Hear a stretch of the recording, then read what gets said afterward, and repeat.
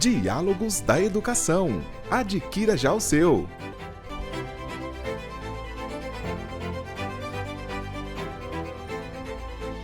Diálogos, com Anderson Junque. Olá, seja muito bem-vindo ao programa Diálogos, que nesta semana fala sobre geografia urbana.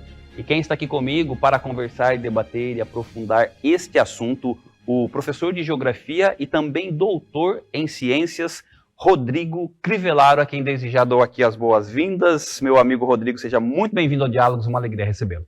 Muito obrigado, Anderson Junque. É um prazer imenso estar aqui, falar contigo, falar com o seu público e falar sobre esse tema, que é um tema que você é apaixonado? Muito me chama a atenção, por justamente ser apaixonado por ele, por estudar a juventude, né? Não dá para falar de juventude sem falar em cidade hoje em dia. Que bacana, né? Sobre a questão da geografia urbana, né? Vamos começar abrir no programa aqui, Rodrigo, com uma fala, eu diria, pedagógica, no sentido de explicar mesmo esse conceito, né? A geografia urbana, defini-lo como conceito e também a sua aplicação. Tá. Antes de falar de geografia urbana, Junque, eu acho importante falar sobre o conceito de geografia, né? Primeiro que a geografia é uma ciência que tem várias escolas.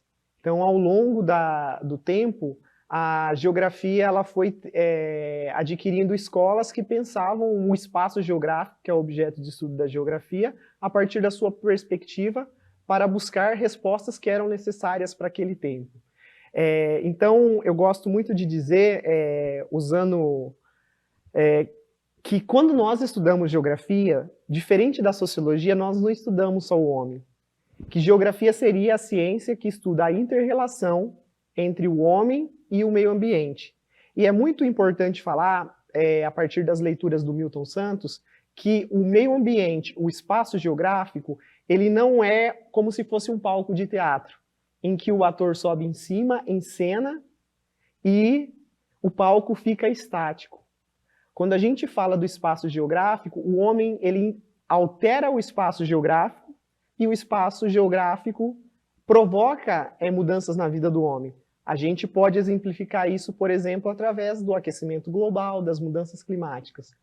Se geografia é a ciência que estuda o espaço geográfico e as relações que ocorrem no espaço geográfico, quando nós falamos de geografia urbana, nós estamos falando de um campo da geografia que vai voltar-se ao estudo das cidades. E nós temos diversos autores, tanto na geografia quanto na sociologia, que falam sobre a cidade. Então, para definir geografia urbana, é importante a gente pensar em que cidade nós estamos falando. E aí nós podemos recorrer a autores tradicionais na geografia ou até mesmo na sociologia que falam sobre isso. Por exemplo, o Milton Santos, o Henri Lefebvre, o David Harvey, que entre os nomes que eu estou citando aqui, junto com o Manuel Castells, são os autores que estão vivos. Então, quando a gente fala de geografia urbana, a gente está falando de um campo da geografia que vai estudar a cidade. E o que a gente pode definir como cidade? Um produto das contradições do capitalismo, onde a produção reflete as relações de poder, a cidade é um campo, é uma arena de disputa de poder, e ao mesmo tempo é o palco de luta pelo direito. E muitas pessoas que vivem na cidade lutam pelo direito à vida. Então, quando nós falamos de geografia urbana, nós estamos falando de um campo da geografia que estuda as cidades, que estuda o espaço geográfico urbano. Que interessante. Aliás, seguindo essa sua linha de raciocínio, inclusive preparando essa nossa conversa aqui, eu descobri que a cidade, ela é um conceito muito diferente do município, né? Uhum. E eu gostaria que você aproveitasse essa oportunidade e explicasse para o nosso público a diferença desses dois conceitos. Ok. Primeiro, que além de serem conceitos diferentes, que muitas vezes nós associamos como se fossem sinônimos, é importante dizer que o conceito de cidade e município, ele muda de país para país. Então, antes de mais nada, o que é o município? O município, ele é a área urbana, ou seja, a cidade, mais a área rural, o campo. Então, o município ele é formado por essas duas partes. Por exemplo, a Americana, a maior parte é a área urbana. Você tem pouca área rural em Americana, diferente de Santa Bárbara, por exemplo. Então, cidade refere-se à parte urbana de um município. No Brasil, o conceito de cidade, ou de município, ele é um conceito jurídico. Por quê?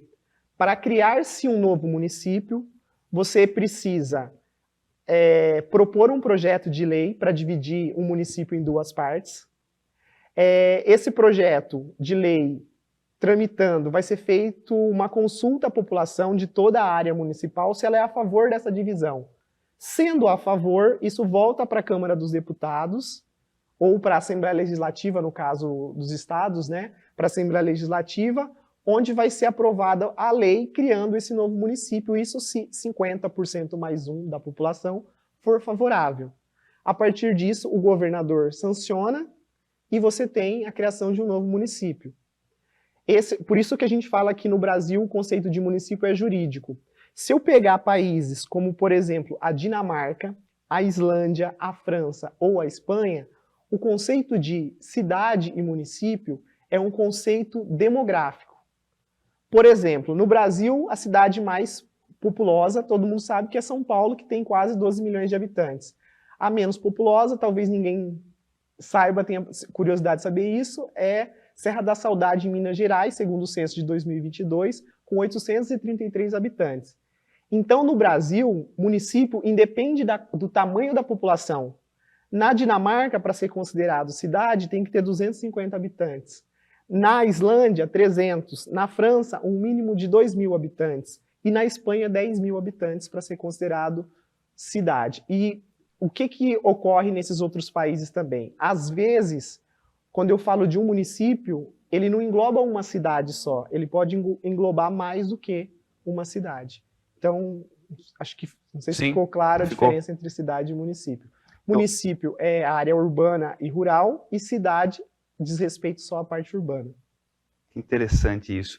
Você sabe que existe uma questão que, quando a gente pensa, né, na questão da geografia urbana, e eu vou aproveitar a sua presença aqui exatamente para te perguntar isso, eu queria que a gente discutisse um pouquinho aqui, o professor Rodrigo, sobre a questão da mobilidade urbana, né? A gente vê que é uma discussão que ela está sempre presente nos nossos dias. E aí eu queria, primeiro, que você fizesse uma análise desse conceito, né, da mobilidade urbana no Brasil, e eu queria, inclusive, que você nos presenteasse aqui com uma perspectiva, né, de como é que você enxerga a mobilidade urbana. Estamos caminhando para fazer com que esse conceito ele evolua, ou ainda nós estamos de alguma forma, dando passos que, de alguma forma, não estão nos tirando do lugar onde estamos?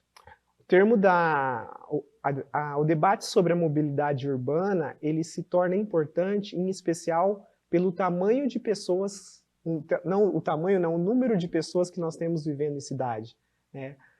Segundo os dados do censo, 87,4% da população brasileira vive em cidades. Então, é preciso pensar a mobilidade urbana. Ao mesmo tempo, discutir mobilidade urbana, uma coisa é você falar de mobilidade urbana em cidades como, por exemplo, Tóquio, Xangai, Nova York e Toronto.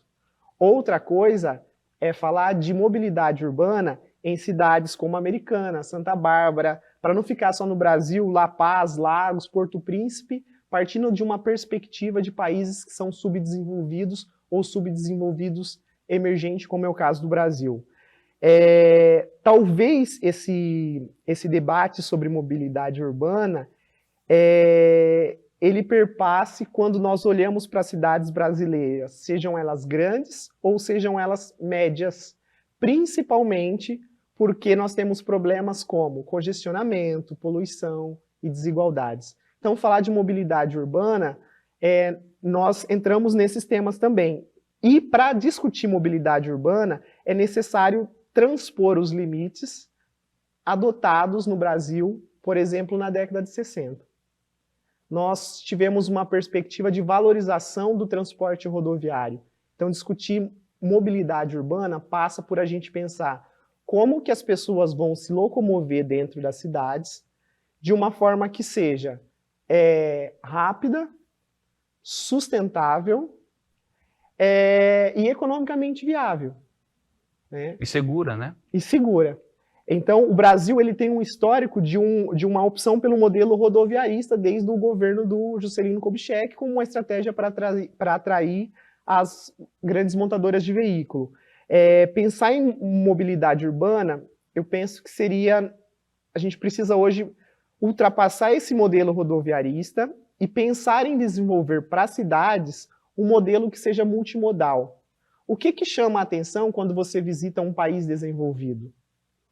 Você pode circular de ônibus, você pode circular de bonde, você pode circular de trem, você pode circular de metrô, você pode utilizar bike para transporte. Então, é pensar uma mobilidade onde você intercale diferentes formas de transporte. Então, eu vislumbro que o futuro talvez seja isso. Se nós estamos próximos ou longe disso, eu vejo o Brasil ainda engatinhando quanto a essa questão da mobilidade urbana. Por quê? O grande problema é nós precisamos de grandes transformações na mobilidade urbana. Quem que vai financiar essas alterações? Quando nós tivemos a Copa do Mundo em 2014 ou as Olimpíadas em 2016, vendeu-se para a população de que a Copa e as Olimpíadas trariam um legado. E esse legado seria justamente a questão da mobilidade urbana. Passou a Copa do Mundo, passou as Olimpíadas e o Brasil evoluiu muito pouco na questão da mobilidade urbana. Então, pensando em perspectiva para um futuro no que diz respeito à mobilidade urbana, penso que a gente precise pensar em um sistema que seja multimodal, um sistema que privilegie o uso da energia limpa, pensar em cidades mais compactas, onde as pessoas precisem se locomover pouco para obter serviços, para ter acesso a comércios, e que o deslocamento entre o local de moradia e o local de trabalho seja pequeno. É um conceito que a gente chama de cidades mais compactas. E pensar em um modelo que valorize o transporte coletivo, em detrimento do transporte individual. Então, quando você fala também de perspectivas, será que as pessoas estão dispostas, se tivesse um transporte de qualidade, a deixar o seu veículo em casa, o conforto do seu automóvel em casa, e fazer uso de um transporte coletivo? Então, eu acho que são situações importantes de mobilidade urbana. Pensar em energia limpa, pensar em transporte coletivo, pensar em quem vai financiar tudo isso e lembrar que, quando eu falo de mobilidade urbana, a pessoa não usa o transporte só para se locomover de casa para o trabalho. Mobilidade urbana é acesso a lazer, é acesso a amigos, é acesso à cultura. Então, quando nós falamos de mobilidade urbana, nós vamos além da questão do transporte. Isso que é importante falar. Então, lá em 2013, quando as pessoas foram às ruas e falaram não é apenas por 20 centavos, de fato não era só por 20 centavos. 20 centavos tornava o custo de vida mais caro e impedia muitas pessoas de ter acesso a vários bens, de ter acesso ao direito à cidade, por exemplo. Maravilha. Bom, nós estamos conversando aqui com o professor de Geografia e doutor em Ciências, Rodrigo Crivellaro, sobre geografia urbana. Nós vamos agora para o nosso intervalo comercial, nós voltamos na sequência, 1 minuto só, e nós já estamos de volta. Estamos apresentando Diálogos com Anderson Junque. Há 30 anos, a MB Engenharia atua com tecnologia, responsabilidade e respeito ao meio ambiente. Nossos principais serviços: coleta de resíduos industriais, comerciais e domiciliares, gerenciamento de aterros sanitários, compostagem de resíduos orgânicos, logística reversa de embalagens de óleo lubrificante, manutenção de áreas verdes, poda e extração de árvores. MB Engenharia. Compromisso com o meio ambiente.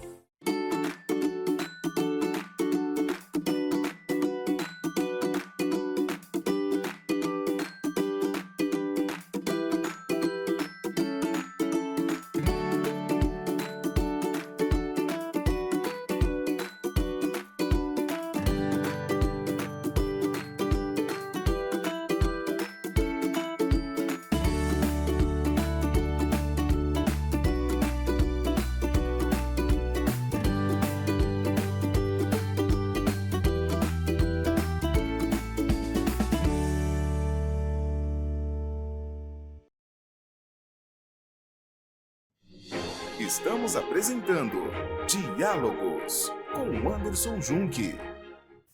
Estamos de volta aqui com o programa Diálogos, que nesta semana recebe o professor de Geografia Urbana e também doutor em Ciências, Rodrigo Crivellaro. Quero inclusive aproveitar o início deste segundo bloco e agradecer ao Instituto Federal de São Paulo, da cidade aqui da unidade de Hortolândia, por permitir então a presença do professor aqui no programa Diálogos. Muito agradecido em nome da TV Todo Dia.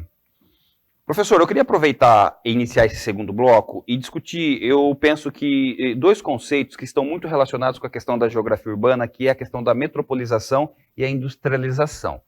Esses conceitos se relacionam como dentro da geografia urbana? Primeiro, é importante diferenciar os conceitos, né? Quando nós falamos de industrialização, nós falamos de um processo de desenvolvimento econômico a partir da expansão da indústria e substituição das atividades agrárias. Quando nós falamos de metropolização, nós falamos de um processo de expansão das áreas urbanas, das áreas metropolitanas. Talvez para ficar um pouco mais claro, o que seria uma metrópole? Você tem uma cidade que ela vai exercer a função de um imã. E ela vai atrair essas cidades que estão no entorno. E esse imã, que é essa cidade principal, que é a metrópole, como que ela atrai as cidades que estão no entorno? Normalmente, as cidades que estão em volta dela possuem uma gama de serviços, muitas vezes limitado. Quando você não tem o serviço nessa cidade, você acaba buscando a maior cidade próxima de você que oferece esse serviço. No caso, a metrópole. Então, estamos aqui em Americana. Americana faz parte da região metropolitana de Campinas. Quem exerce esse papel de imã sobre Americana é a cidade de Campinas. Então, por exemplo, se eu preciso de uma determinada especialidade médica ou de uma cirurgia que eu não tenho em Americana, onde eu vou buscar? Eu vou na metrópole, que é Campinas.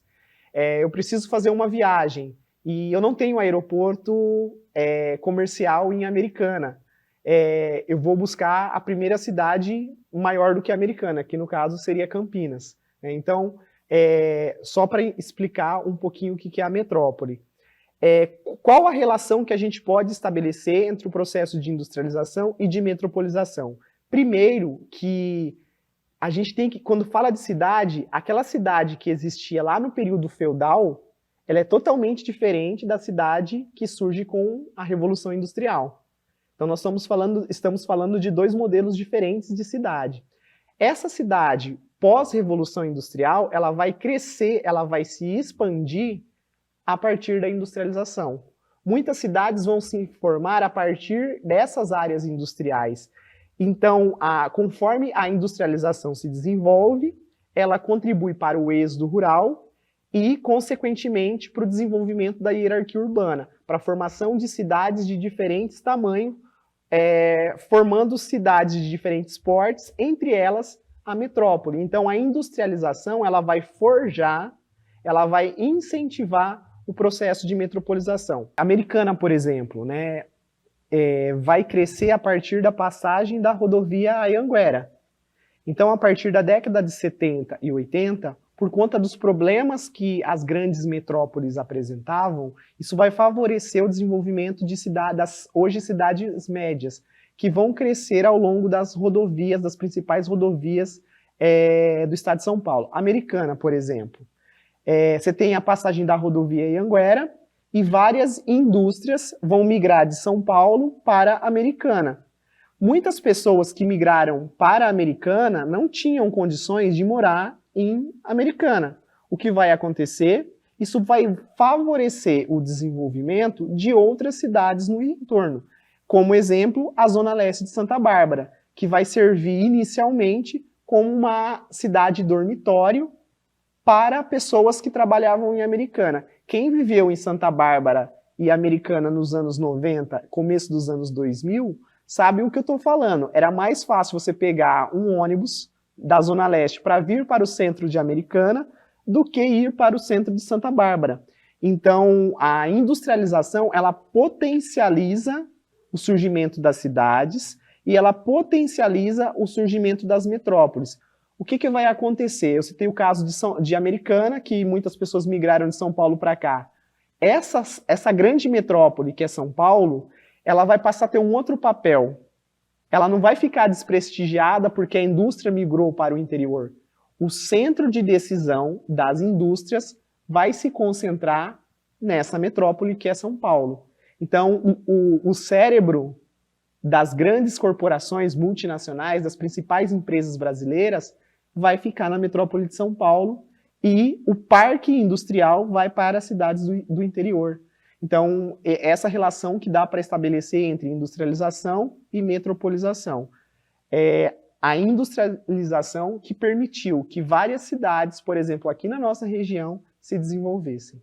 Professor, eu quero aproveitar aqui a tua presença e discutir dois conceitos que acho que todo aluno do ensino médio já deve ter visto, que é a questão das áreas rurais e áreas urbanas. No Brasil, por exemplo, praticamente 87% da população vive em área urbana e 14% nas áreas rurais. Queria te perguntar, dentro desse cenário aqui, as áreas rurais no Brasil, como é que elas se organizam ou como que elas deverão se comportar com o passar dos anos? Elas ainda terão um tamanho ainda menor desses 14% ou não? Ou nós chegamos num ponto de equilíbrio aí da área urbana com a área rural?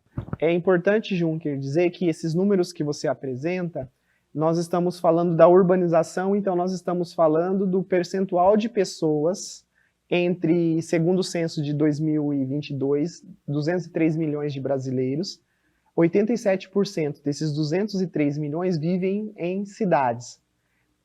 A tendência é que isso aumente. Por exemplo, Rio de Janeiro, que é a cidade mais urbanizada do Brasil, em termos de tamanho de população urbana em percentual, a urbanização chega a 97%. Então, eu acredito que com os próximos censos, a tendência é que a população urbana cresça numa velocidade menor, como já tem crescido dos anos 90 para cá. Porém, em termos de espaço geográfico, a área rural ainda se sobressai sobre a área urbana, né? E para quem é aluno do ensino médio, ou até mesmo pessoas que gostam de geografia, eu acho importante lembrar do seguinte: não caia no erro de associar moderno ao urbano e atrasado ao rural. Por quê? Nós temos áreas rurais muito mais modernas do que cidades. Um exemplo disso é se você pegar o desenvolvimento da agricultura na região centro-oeste do Brasil, né? É uma agricultura extremamente mecanizada, com profissões que exigem uma certa qualificação e que você acaba utilizando pouca mão de obra, pouco trabalho braçal por conta da mecanização. E no centro-oeste, por exemplo, de modo geral, no Brasil, o campo serve para abastecer a cidade. Só que no centro-oeste nós temos casos, por conta do que a gente chama de CAI, Complexo Agroindustrial, que é o agrobusiness, que é o agronegócio. Essa lógica algumas vezes se inverte. Tem cidades que surgem para abastecer, para atender a demanda do campo por suprimentos. Então, a tendência é que a população urbana cresça nos próximos anos, num percentual, num ritmo menos acelerado. A previsão é que, se não me engano, em 2050, a população do Brasil vai começar a declinar, em vez de aumentar, porque a taxa de natalidade está em queda, e como a expectativa de vida está aumentando, a tendência é que tenhamos mais idosos do que nascimentos. Então vai chegar uma hora que vai morrer mais gente do que nasce, o que ocorre em alguns países europeus já. Então a tendência é que o tamanho da população comece a diminuir. Dentro dessa lógica, o crescimento rural ele vai se estabilizar e o crescimento urbano também. Mas eu acredito, com base nos dados dos últimos censos, que teremos um pequeno incremento da população urbana nos próximos anos ainda no Brasil. Professor, qual a relação que nós podemos estabelecer entre a geografia urbana e a qualidade de vida da população? A gente pode aproveitar com a pergunta anterior. E assim como eu disse que morar na cidade não é sinônimo de moderno e campo não é sinal de atraso, morar em cidade não necessariamente é sinônimo de qualidade de vida. Então, assim, eu estou frisando a palavra cidade em vez de falar geografia urbana, porque a cidade é o objeto de estudo da geografia urbana, né? A geografia urbana ela é uma sub-área da... didaticamente, costumam-se dividir a geografia em geografia física e geografia humana. Dentro da geografia humana, uma parte é a geografia urbana. Então, morar na cidade não necessariamente é sinônimo de qualidade de vida. Se você me permite, eu quero trazer um dado Claro. do Instituto Cidades Sustentáveis e da Rede Nossa São Paulo de 2024. Fizeram uma pesquisa em São Paulo com base na expectativa de vida e compararam os bairros da cidade de São Paulo. Então, por exemplo, um morador do Alto de Pinheiros ou do Itaim Bibi vive, em média, 24 anos a mais do que moradores de zonas periféricas, como o caso do bairro Anhanguera, na Zona Noroeste, que fica na Zona Noroeste de São Paulo, muito próximo da rodovia Anhanguera, por isso do nome, da cidade de Tiradentes, na Zona Leste, e no Grajaú. Então, imagine o seguinte, enquanto o morador do Alto do Pinheiros vive 84 anos, em média, tem a expectativa de vida de 84 anos, o morador desses outros bairros tem a expectativa de vida de 60. Então, não necessariamente viver em cidade é sinal de qualidade de vida. E você pode morar em uma cidade, dentro dessa cidade haver contradições entre a qualidade de vida quando a gente olha bairros periféricos e bairros de pessoas mais abastadas. Quando a gente olha para autores como, por exemplo, a Ana Fanny Carlos, que é uma professora da USP, ou a Emília Maricato, que também é professora na USP, e a Raquel Ronick, fica evidente que a qualidade de vida em áreas urbanas passa pelo acesso ao quê? Ao transporte público eficiente, que a gente falava agora há pouco de mobilidade urbana, acesso à saúde e à educação, saneamento básico universal, habitação digna, áreas verdes, saúde ambiental e espaços de convívio, a lazer e a cultura. Então, para que você tenha tudo isso, é necessário que você pense numa cidade a partir de um planejamento urbano e, hoje em dia, nós precisamos falar de uma cidade que seja sustentável. Então, existe uma relação entre geografia urbana e qualidade de vida, mas para haver a qualidade de vida, você precisa pensar numa cidade a partir desses parâmetros. Maravilha. Bom, eu vou colocar aqui, como faço todas as semanas, um pensamento de um especialista na área do meu convidado, e para você, claro, escolhi Milton Santos. Eu vou abrir aspas para ele e vou pedir então para que você faça um comentário em cima da afirmação que ele faz aqui. Abrindo aspas para Milton Santos, ele diz assim: o mundo é formado não apenas pelo que já existe, mas pelo que pode efetivamente existir. Fecha aspas. Milton Santos. Comenta essa fala, professor. Olha, primeiro, que todo mundo da geografia é apaixonado pelo Milton Santos, principalmente quem gosta mais de geografia humana. Eu tive que sair da graduação para entender melhor o que o Milton Santos queria dizer nas suas obras. Eu acho que foi depois da graduação, na sala de aula, onde eu comecei a entender melhor o Milton Santos. E os livros do Milton Santos, ele faz uma análise de conjuntura do espaço urbano e da globalização no Brasil. Mas se você começar a observar, por trás, muitas vezes, de uma fala que para algumas pessoas, para o leitor que tem a primeira vez o contato com o Milton Santos, sejam palavras de difícil interpretação, o Milton Santos ele é um autor muito esperançoso. Por trás das palavras do Milton Santos, tem sempre uma dialética entre a realidade e a potencialidade. Então, quando ele fala, o mundo é formado não apenas pelo que já existe, mas pelo que pode efetivamente existir, o Milton Santos está abrindo brecha para a gente não focar simplesmente, pegando na cidade, nos aspectos ruins da cidade, nos aspectos negativos da globalização, mas como a população, em especial aquela população que tem menos acesso aos recursos urbanos ou às ferramentas da globalização, como que ele pode utilizar da globalização como uma ferramenta de resistência. Então, quando o Milton Santos fala, o mundo é formado não apenas pelo que existe, mas pelo que pode efetivamente existir, é chave dizer que o Milton Santos está pensando no espaço não como fantasia, mas como uma potencialidade. É você tentar fugir do fatalismo e buscar resistir. Então, como que você pode resistir? A partir da esperança, mesmo em contextos de crises climáticas ou de autoritarismo, enxergar a geografia como um projeto político, com a coragem de imaginar e lutar pelo que ainda não existe, mas que pode existir. E como que isso pode existir? A partir da luta e da resistência. Maravilha. Professor e doutor Rodrigo Crivellaro, a minha gratidão, querido, pela presença e pela partilha aqui no Diálogos. Quero aproveitar esse momento, então, te agradecer e pedir para que você faça as suas considerações finais. E, mais uma vez, muito agradecido.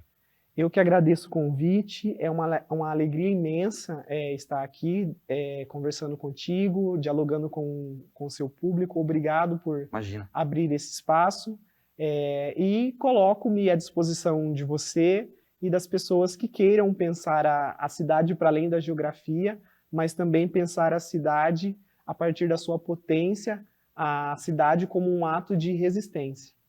Maravilha, professor. Obrigado, viu? Obrigado. Bom, queremos aqui então agradecer mais uma vez ao Instituto Federal de São Paulo, Unidade Hortolândia, por permitir a presença do professor e doutor Rodrigo Crivellaro para falar conosco aqui sobre geografia urbana. Fique atento aos nossos canais para receber outros conteúdos. Um forte abraço para você e até mais.